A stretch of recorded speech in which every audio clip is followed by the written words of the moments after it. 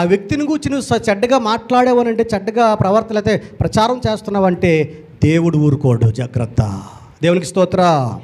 అందుకని మేలు చేసి శ్రమపడుట బహు మంచిది అని చెప్పాడు. మేలు చెప్పండి ఏంటదా? ఏది మంచిది?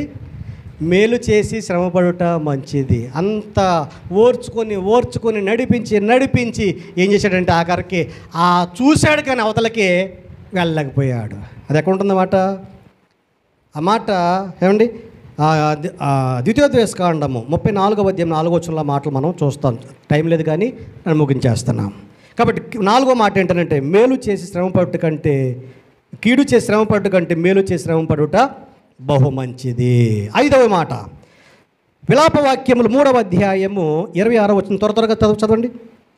విలాపవాక్యములు 3వ అధ్యాయము 26వ వచనంలో, నరులు ఆశ కలిగి యెహోవా అనుగ్రహించు రక్షణ కొరకు ఓపికతో కనిపెట్టుట మంచిది. 5వ మాట చెప్పండి ఏంటది? ఓపికతో కనిపెట్టడం మంచిదట. దేవుని బిడ్డలకు అయిన మనకేముండాలి చెప్పండి? ఓపిక ఉండాలి. అబ్రహాము 75 సంవత్సరాల వయసులో దేవుడు పిలిచాడు. అబ్రహాముకు దేవుడు మాట ఇచ్చాడు, కుమారుడిని ఇస్తానని చెప్పి. 100 సంవత్సరంలో కుమారుడిని ఇచ్చాడు. ఓర్చుకున్నాడు లేదా? ఓర్చుకున్నాడు. ఓపిక ఉంది అబ్రహాముకు. దేవునికి స్తోత్ర. అటువంటి ఓపిక మనము కూడా కలిగి ఉండాలని దేవుడు వాక్యాన్ని మన ముందుంచుతున్నాడు. ఒకరోజు అన్నలందరూ కూడా కక్ష కట్టి తమ్ముడిని చంపాలనుకున్నారు. యోసేపును చంపాలనుకుంటే పెద్దోడు అడ్డుపడి, రే చంపడం వల్ల మనకి ఏం ప్రయోజనము, వాడిని అదిగో నీళ్ళని ఆ గుంటలో పడేద్దాం, వాడు చావుడు చస్తాడులే అని చెప్తే ఇదేదో బాగుందని చెప్పి ఆ వస్త్రాలు తీసి ఆ నీళ్ళు లేని గోతులో పడేశారు. ఎవరిని?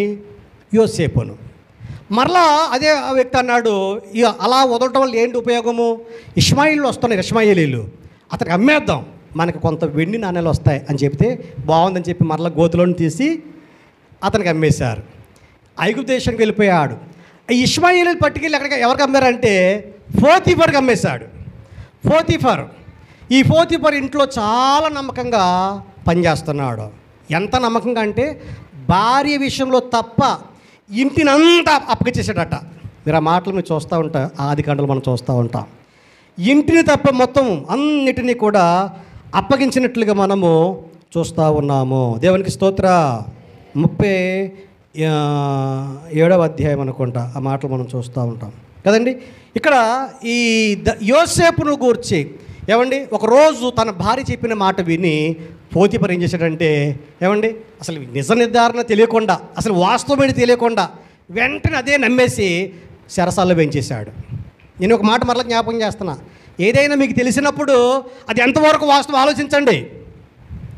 ఎవరైనా మనకు చెప్పినప్పుడు ఏది మాత్రం నమ్మకండి. ఏ దైవజనుడిని కూర్చునైనా విన్నప్పుడు అదే నిజమని చెప్పి ప్రచారం చేయకండి. ఇది మంచిది కాదు. అది ఎంతవరకు వాస్తవం నువ్వేం చేయాలంటే ఆ విషయం విన్న తర్వాత నీకు ఎప్పటి నుంచి తెలుసో దైవజనుడు, అప్పటి నుంచి నువ్వు క్షుణ్ణంగా పరిశీలించి కూడా వస్తున్నావే. ఎప్పుడు లేనిది ఇప్పుడు ఎందుకు జరుగుంటుంది? అలాగా? అసలు వాస్తవమో కాదో నేను తెలుసుకోవాలి. ముందు తెలుసుకో, తప్పలేదు. పోతీఫర్ ఏం చేయాలంటే, పోతీఫర్ ఏం చేయాలి? భార్యను తీసుకుని రావాలి, ఆ యోసేపుని తీసుకుని ఎదురు వదిలేసి అడగాలి, ఇదిగో నా భార్యలో చెప్తుంది, నువ్వు చేసావంట, ఏం చేసావు? అడగాల వద్దా? చెప్పాలి. మనం ఇంకా ఏం పట్టించుకోం. ఎవరేం చెప్తుంది మనం ఏం చేస్తామంటే అక్కడి నుంచి అక్కడికి అలాగా చెప్పేస్తూ ఉంటాం. ఇలాగూ చెప్పడం మంచిది కాదు. వాస్తవాన్ని మనము తెలుసుకోవటం అనేది మంచిది. దేవునికి స్తోత్ర. హల్లెలూయా. ఎందుకు ఇలాగూ జరిగింది, ఇది వాస్తవమా కాదా అనేది మనం ఏం చేయాలంట చెప్పాలి. తెలుసుకునే ప్రయత్నం చేయి, లేకపోతే నేరుగా వచ్చే అడుగు, తప్పేమీ లేదు. వాస్తవాన్ని తెలుసుకోవడానికి ప్రయత్నం చేయాలి తప్ప ఎవరో ఒకరు చెప్పారట, ఆడ చెప్పారట, ఈడు చెప్పాడు, ఆడిల్లు ఇంకొకటి అది ఏమవుతుందంటే మౌత్ పబ్లిసిటీ ఏమంటే చాలా దూరం వెళ్ళిపోతూ ఉంటుంది. తర్వాత నిజం తెలిసిన తర్వాత సిగ్గుపడతాం లేదా? దయచేసి అటువంటి పరిస్థితి కాకుండా వాస్తవాన్ని మనం తెలుసుకోవడానికి ప్రయత్నం చేయాలి. దేవునికి స్తోత్ర.